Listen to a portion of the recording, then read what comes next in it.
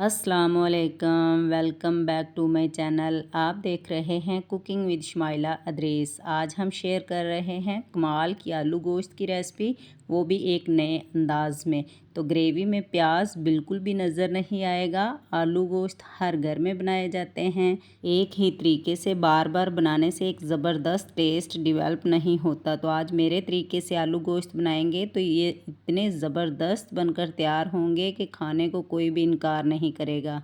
तो चलिए बनाना स्टार्ट करते हैं। सबसे पहले यहाँ मैंने 2 अदद मीडियम प्याज लिए हैं, जिसको मैंने फ़ाइन स्लाइस में काट लिया है, और 4 अदद यहाँ मैंने टमाटर लिए हैं, और 1 किलो मैंने बड़ा गोश्त लिया है। आप मटन या बीफ दोनों में से किसी एक में बना सकते हैं, जिसको मैंने अच्छी तरह वॉश करके पानी स्टेन कर लिया है।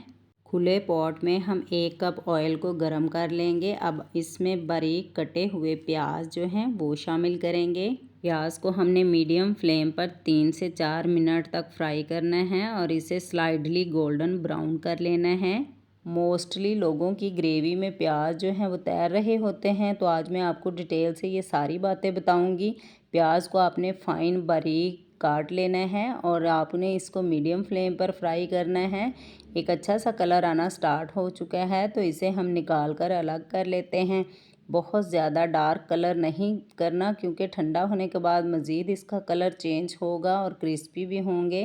प्याज को हम ज़्यादा डार्क करेंगे तो ग्रेवी का कलर भी डार्क हो जाएगा। तो इसी ऑयल में हम 8 से 10 जवे लहसुन के ऐड करेंगे और कुछ खड़े मसाले इसमें ऐड करके साथ ही हम गोश्त को ऐड करके ऑफ वाइट होने तक फ्राई करेंगे।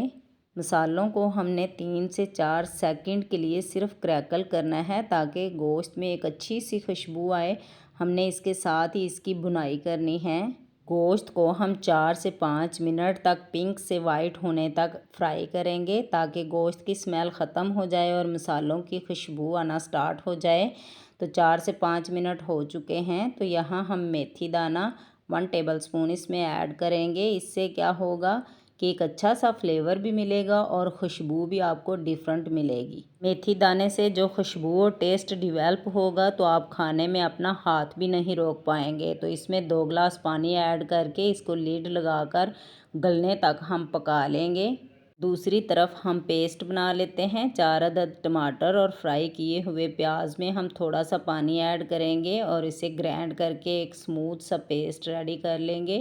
फ्राई किए हुए प्याज ठंडे हो चुके हैं, तो हम स्मूथ सा पेस्ट बना के ऐड करेंगे, तो हमारी ग्रेवी और भी मज़े की बनेगी। टमाटर और प्याज ग्रेवी में नज़र भी नहीं आएंगे। तो दूसरी तरफ हम साबुत मसाले भी ग्राइंड कर लेते हैं, जिनमें से हमने 1 टेबलस्पून ज़ीरा और 2 टेबलस्पून खुश्क धनिया ऐड करेंगे। मसाले हम फ्रेश ग्राइंड करेंगे तो खुशबू और जायका ज़्यादा इन्हेंस होगा। 8 से 10 काली मिर्च ऐड करेंगे और 1 इंच का टुकड़ा दालचीनी का, जिसे तोड़कर शामिल कर रहे हैं। 1 बड़ी इलायची ऐड करेंगे और 1 बादियान का फूल, जिससे बहुत अच्छी खुशबू आती है, और 5 अदद लौंग इसमें ऐड करके दरदरा सा हम पेस्ट बना लेंगे।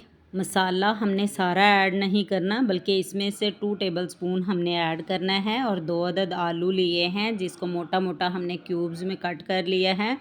तो 20 मिनट पकने के बाद हमारा गोश्त काफ़ी हद तक गल चुका है और पानी भी खुश्क हो चुका है। गोश्त अगर ताज़ा है तो जल्दी गल जाएगा, अगर फ्रीज़ किया है तो 10 मिनट एक्स्ट्रा पका लें। बोटी हमारी टेंडर हो चुकी है, गल चुका है। तो हमने जो स्मूथ सा पेस्ट रेडी किया था वो इसमें ऐड करके फ्राई करेंगे।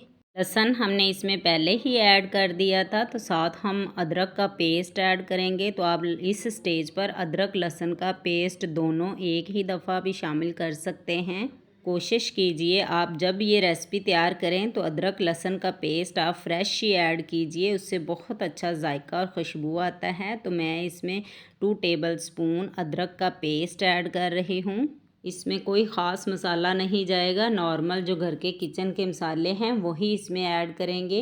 1 टेबलस्पून इसमें मैं नमक ऐड कर रही हूँ, अकॉर्डिंग टू टेस्ट आप चेक भी कर सकते हैं। और 2 टेबलस्पून मैं इसमें रेड चिल्ली पाउडर ऐड करूँगी। नमक और मिर्च आप कम या ज़्यादा अपनी ज़रूरत के अकॉर्डिंग कर सकते हैं। 1 टेबलस्पून भर कर मैं इसमें हल्दी पाउडर ऐड करूँगी। 2 टेबलस्पून भर कर हम इसमें खुश्क मसाले का ऐड कर रहे हैं, वो जो हमने दरदरा सा ग्राइंड किया है फ्रेश मसाला है तो इससे बहुत अच्छी खुशबू और जायका आएगा। आपने बहुत ज़्यादा मसाला इसमें ऐड नहीं करना, वरना ग्रेवी में सिर्फ मसाले का जायका आएगा। 2 से 3 मिनट हमने मसालों की भुनाई करनी है और साथ हमने 2 अदद आलू जिसके हमने क्यूब्स बनाए हैं वो ऐड कर देने हैं। That's it. बाकी ट्रिक यहीं पर है। इसकी हमने अच्छी सी बुनाई करनी है। जितनी अच्छी बुनाई होगी इतनी ही हमारी ग्रेवी जो है लजीज बनकर तैयार होगी।